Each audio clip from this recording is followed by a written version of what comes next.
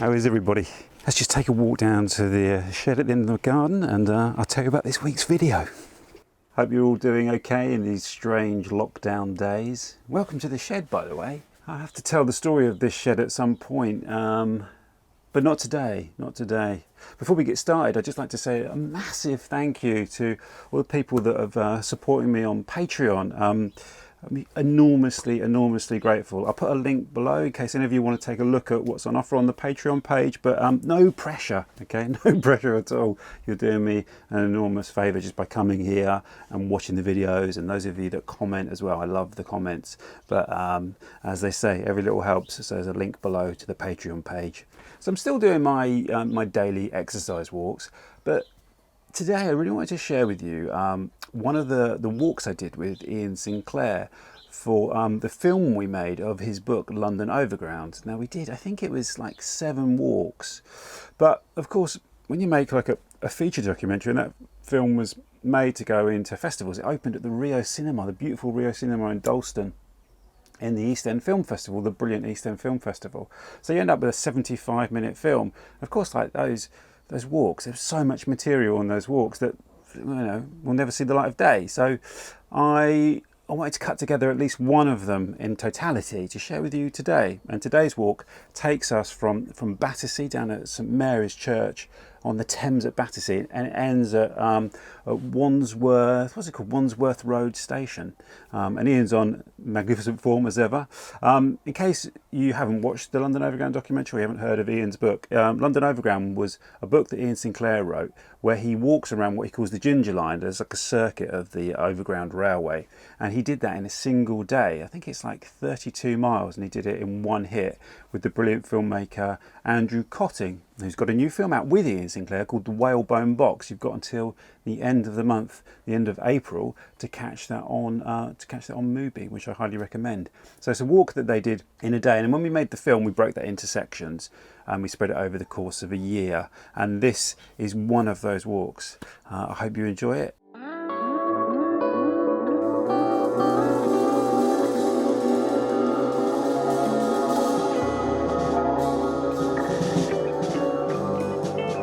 Well, you were telling me that Hungerford Bridge is where skateboarders have their great graveyard in the sky. Whenever they need to get rid of a skateboard, it's dropped off Hungerford Bridge in a ritual act. Down here in St Mary's Church in Battersea, it seems to be where walkers come to die, because the chains alongside are strung with single trainers, and alongside that boat a large boot. I can't help thinking what happened to the other one. Did they go limping on with one shoe and one boot? Is it a ritual sacrifice before you throw yourself into the river or try and walk across? I don't know what it is, but this slipway seems to be the great graveyard of shoes and boots, and a staging post for any major London walk, because you have the 3 great riverside churches of St Mary. The one in Battersea, where William Blake was married to Catherine Butcher, whose family were market gardeners, and where Turner's chair is kept. He used to drag it out and paint the river. Then you have St Mary's Church in Putney at the time of the Civil War, where the great debates took place and the levellers were declaring themselves, and then St Mary's in Mortlake, where the Elizabethan geographer and alchemist John Dee is buried. And so each of these places seems to have great riparian significance, and I visit them as often as I can. It's too small for Andrew Cotting, but it's branded Braysher. So here's a memento of the London Marathon. Chris Braysher, founder of the London Marathon, and here is one of his boots of the late Chris Braysher, who took place in the first 4-minute mile run as a pacemaker for Roger Bannister, and turned himself into a brand, as we all do.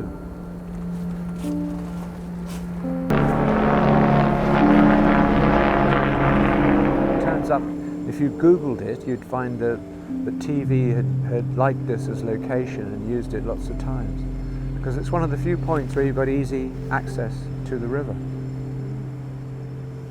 I mean, it's a genuine old ferrying point. The river looks seductively narrow at this point. It's very tempting to get into it and find yourself washed up either in Richmond or the Isle of Dogs. Where are we? We're in Battersea. We're in a church called St Mary's, which really does operate like a kind of island. It's a little bit of raised ground. It's now totally surrounded by new development, including an enormous glass cliff here.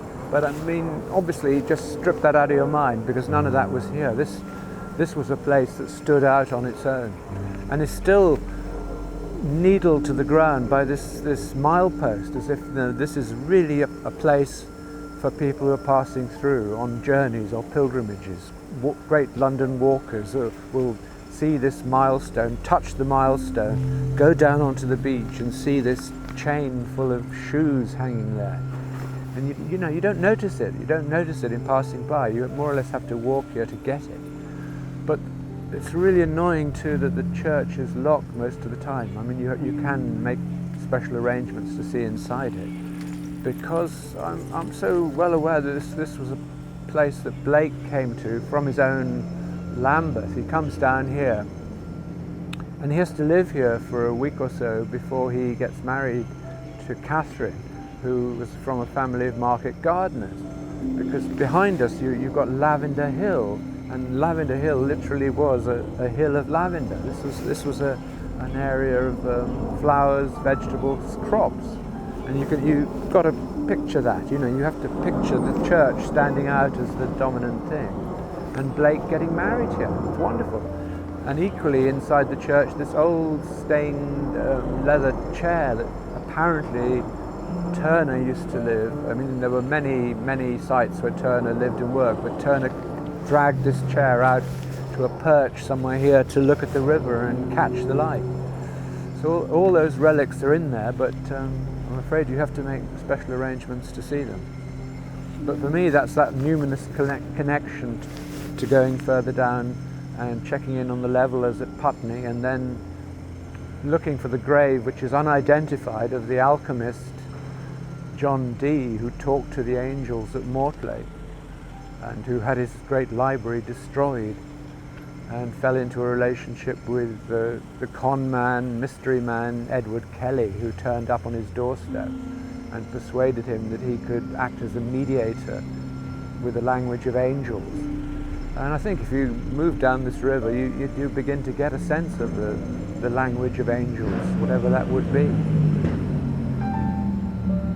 I have been inside this church and appreciated the bounce of light from the river and the way it polishes the soft leather seat of the old chair associated with Turner, and the claim that he kept it here and dragged it outside to paint when sunset visions upstream took his fancy. And I don't think it matters so much what these London luminaries actually did or did not do. The tables, the beds and addresses supposedly sanctified by their presence. There are so many ghosts present in these quiet buildings, unregistered and obliterated from gravestones. We douse for traces, for special sites to confirm the mystery and magic of the city. Ruin becomes rune, eloquent absences sustaining our faith in the continuity of stubborn visionary experience against everything that's permitted or accountable, the belief in progress, investing in the future.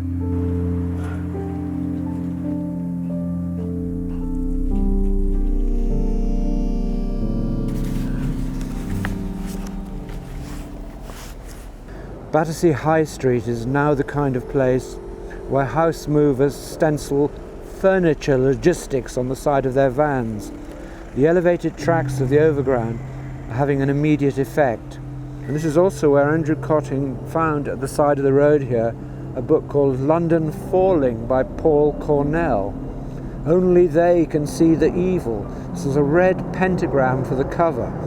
And that book ended up in Kensal Rise in the library.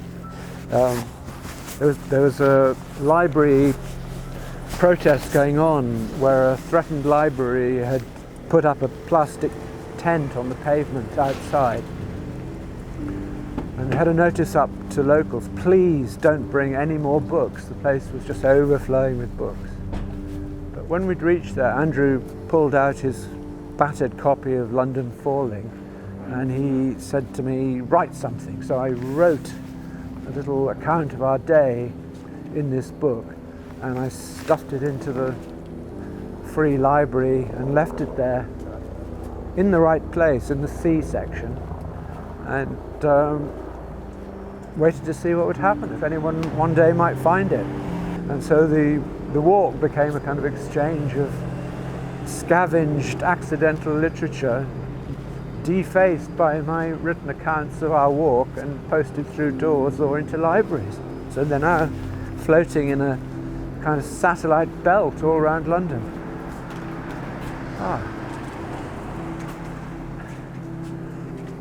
Another tableau from the virtual city. And I think round the corner we will reach the Millennium Dome. Yes. The Millennium Dome, which is where the whole M25 walk, everything started to exorcise this, to walk away from it up zero longitude, up the Lee Valley. And now here we are back to the bloody thing. We've come full circle. Now in the perfect digital version of this, the contentless space that represents the whole of New Labour's millennial fantasy.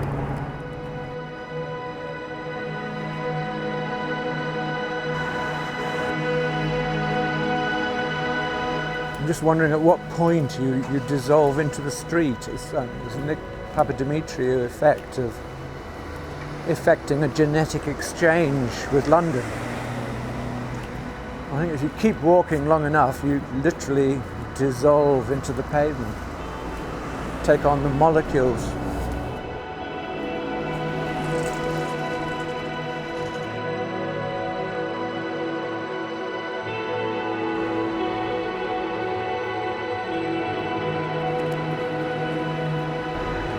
Another nodal point. This is the very point where Boris Johnson acknowledged the presence of the fictional Norton and decided that the Ginger Line was the secret of London. We came down here to pose for a photograph.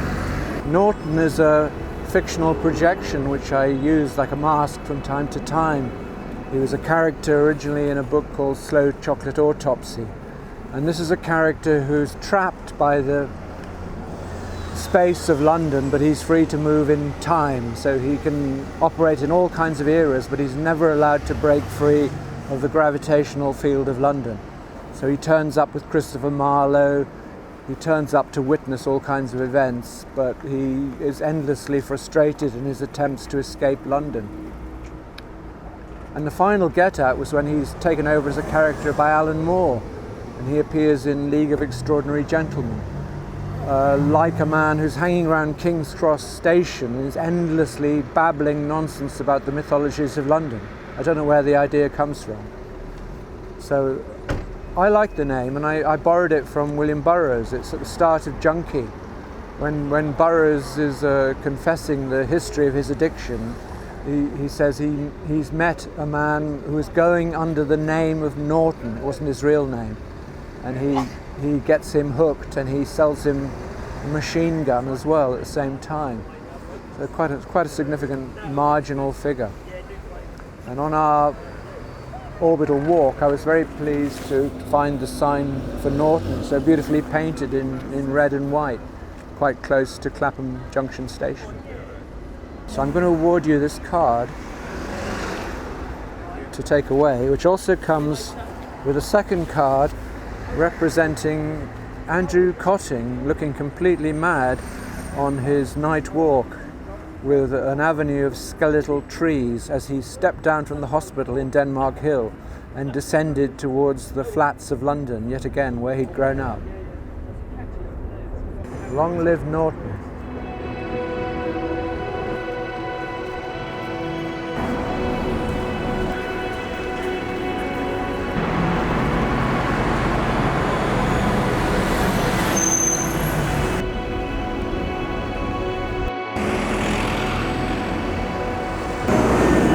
Clapham Junction is the real terminal point. As you do the orbital circuit, you'd have to change trains at this point. You can't just sit on the train and go round. And it's such a major railway hub. I mean, can't help thinking of Oscar Wilde being stuck on the station platform here when they were taking him off to Reading to jail, and the crowd jeering him. You know, he just had his trial and he was in something of a state of shock, and he's made to stand on the station in Clapham waiting for his connection. Okay, thanks. This morning, when I passed here, they were not allowing you in here unless you were shopping. So are you a serious shopper? Because they were worried about protests, the railway protests about, I think, Southern Railways are on strike today. And the whole station was crawling with police.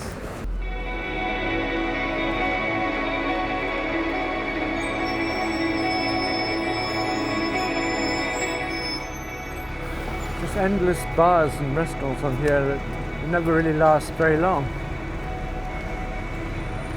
The Lavender Gardens, you know, it's hanging on to its memory.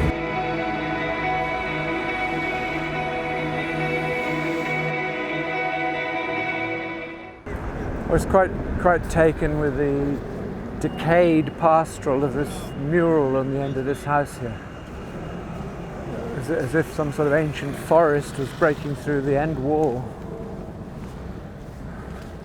Traces of the English paradise garden of Lavendar Hill, as it might once have been, with a blue space at the top ready for the railway to come through, a sort of viaduct above the water. And Adam and Eve, or William and Catherine Blake naked in their garden. Here they are. The crack in the wall becomes the River Thames.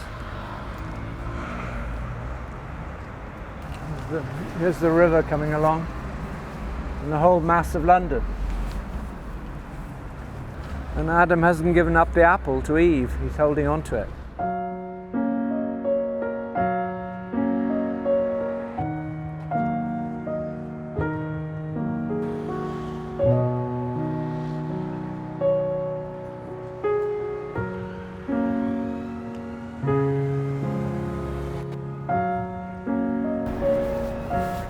This looks like the shop where Andrew found a copy of one of my books, and again, I'd signed it and stuck it away somewhere.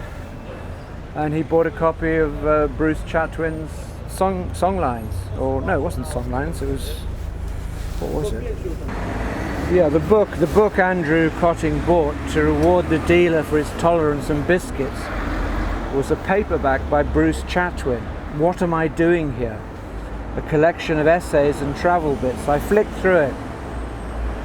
Man's real home is not a house, but the road, and how life itself is a journey to be walked on foot. I thought the capitalization of road was a little pretentious. Island Madness, yeah, great.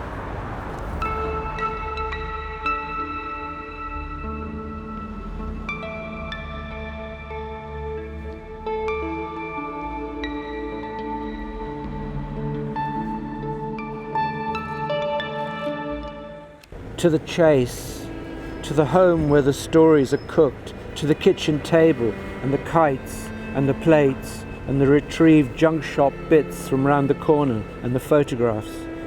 Angela should have, but doesn't need, visible wings. She's already possessed the spirit and the energy. The words when she's on a run take flight. It's like the technique William Burroughs describes of trying to hit the shutter of a camera at the instant that allows you to photograph the future. You're not freezing anything. You're anticipating a preordained set of circumstances, preordained and pre-written, found footage of possession. As I lift my mug at the Clapham kitchen table, in that basement of chosen objects, it strikes me that the room is an extension of all of the fabulous Carter sets, the kitchens in her books. And now, years later, going back on my incomplete memory film of that afternoon when I took tea in her house, I realised that the Wandsworth Road junk shop where Andrew Cotting picked up his Bruce Chatwin belongs with the junk shops in Carter's novels. Metaphors are promiscuous, they leak and spill. There's no way we can walk around the collar of the Overground without animating latent fictions, hitting invisible tripwires and downloading poems that we've never read. So it was here. The Chase, yeah, was that just over there? I think there was the period when I met Angela Carter, so end of the 1980s, beginning of the 90s. There'd been a high point for people trying to write literature. I mean, really complex, dense, convoluted novels with reference and a sense of the past, of which, as far as London was concerned, I think Angela Carter and Michael Moorcock were really doing it, and they were both doing it from the perspective of South London. They both grew up in South London. They knew each other well, and they had a sense of the London of music halls and trams and film studios and game old ladies and dodgy geezers with junk shops and all of that kind of impedimenta, the detritus of a city, and a proper sense of history, with periods like the Edwardian period, the late Victorian period, and the 1920s of great fascination for them. But they were also completely contemporary. I mean, they were right hip with whatever was going on in the culture at that time, and that period saw the end of that kind of book. Nobody really had the patience to deal with them and promote them in a proper way after that. And I think I just about crept in at the very last knockings with books like Downriver. And Angela was a huge supporter of that book and helped me enormously, and wrote a wonderfully perceptive essay in the London Review of Books, in which she talked about the geography of London and taking the train to go to Whitechapel, and how estranged she felt when she emerged in Whitechapel, how it was another country. She didn't have the bearings, she didn't have the language. She felt really out of her depth just by making that transit. So our trip right round all of it in a single day was a way of going out of your knowledge and then coming back into it and emerging with a kind of sense of London that was a bit like the literary novels of that period, which really no longer exist. And the interesting third party of that would be Ballard, who was very closely associated with both of them at various times, particularly with Moorcock in the Era of New Worlds. And he was writing in a very different way. He was writing in a way that's much more susceptible to the contemporary market, because it was pared down. It was made up of fragments of the modern world. And Ballard was very ruthless about dismissing the architecture and detritus of a sort of heritage culture. He didn't want any part of that. He wanted to be part of the world, almost anticipating everything that was coming along with the internet, even though he didn't deal in it himself. And his works are now really much more read, I should say, than Moorcock's. And Angela Carter has had a kind of rebirth through significant interest in finding strong women writers and people who are ahead of the game in being incredibly powerful and individual and independent, and she's come really back into her own on that package.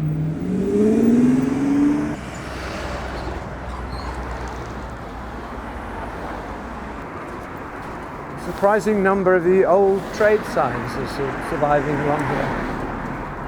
And once you arrive in Peckham, they've started to heritage them. They kind of repainted them to look as if they're Victorian when they're just been done a couple of years ago. Sort of give themselves a bit of kudos.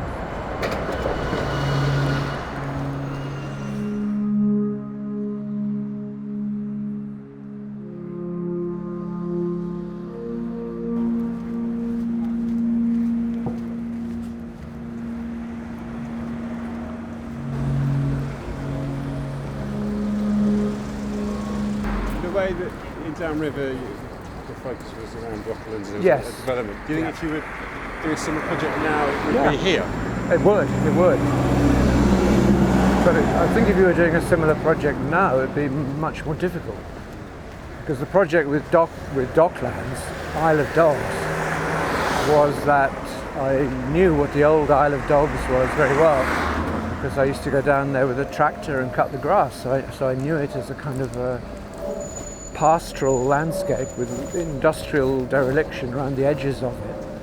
And suddenly it's made over, and it's one of those drop-in computer-generated places where the towers are banged in.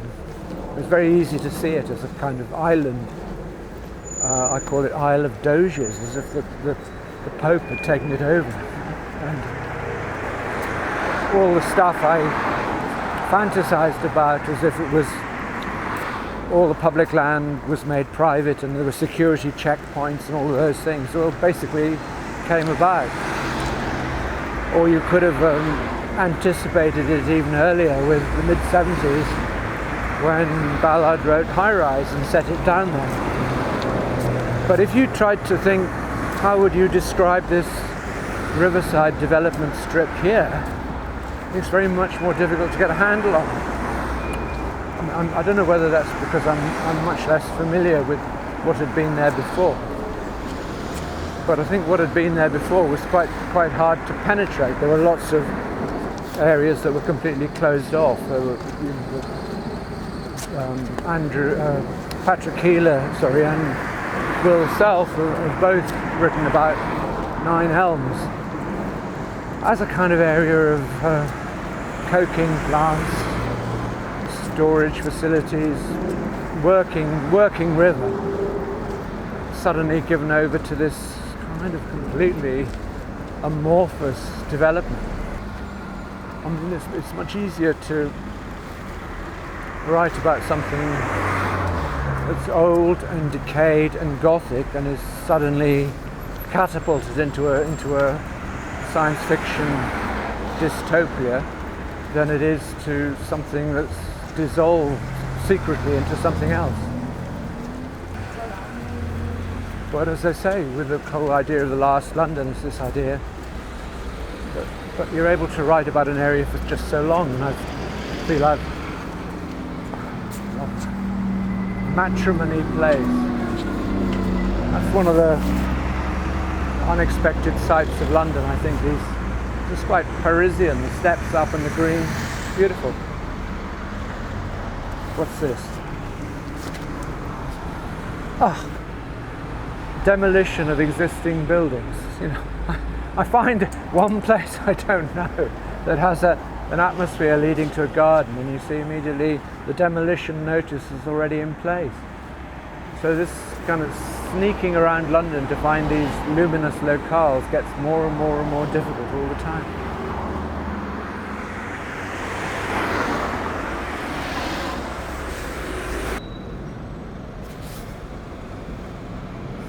I really like the quality of that house there with the peeling paint. I remember it from the first walk. There's a spectacular mansion at the bottom of Braeburn Avenue, right beside Wandsworth Road Station. Paint is peeling. It might have been close to ginger once, laid over many coats of rusty brown. Odd windows, single chimney stack, Dutch roof, tiled. It's not a ruin, but it hankers after that. It's not a ruin, but it hankers after that status. A lurch into the Gothic.